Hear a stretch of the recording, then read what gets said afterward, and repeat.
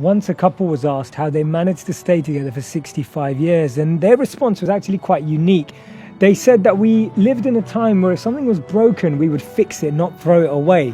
And we find that some people treat relationships like video games. First of all, they start by playing them, and then when they get bored, they quit. I believe we always give advice that we need to take, and doesn't it always seem that everyone has the best guidance for us?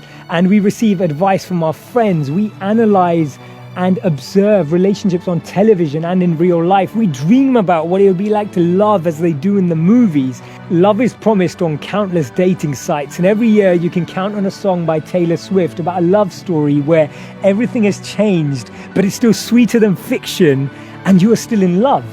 They say when you're happy, you enjoy the music, but when you're sad, you understand the lyrics. See, the challenge is that we're meant to love people and use things, but today we use people and love things.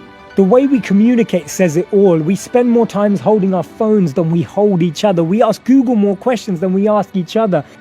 A lot of problems in the world would disappear if we stopped talking about each other and started talking to each other. If we didn't just share all our issues with everyone but talked one-on-one, then we could actually strike up a connection, strike up a conversation, strike up a discussion, a dialogue that helps us solve the unsolvable problems, the challenges that we're dealing with on a daily basis.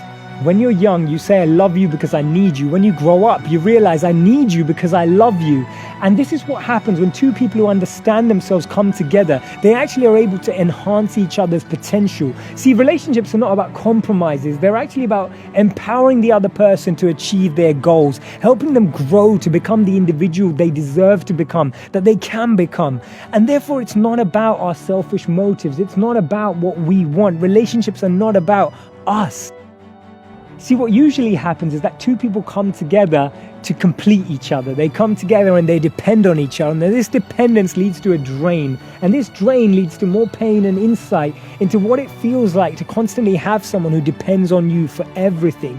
That starts to create a barrier or a bitterness between the two individuals, where actually one starts to feel that they're actually carrying the other person the whole way through. That's why we all need to find someone who makes us want to change our life and not just our relationship status. Finding someone that makes us want to be at our best. Finding someone that makes us question how we act and behave. Someone who makes us think about our widest possibilities. Someone who thinks about our greatest goals and dreams. Someone who inspires you. Someone who inspires you to make a difference in your life and the life of others. You need to go out and find them.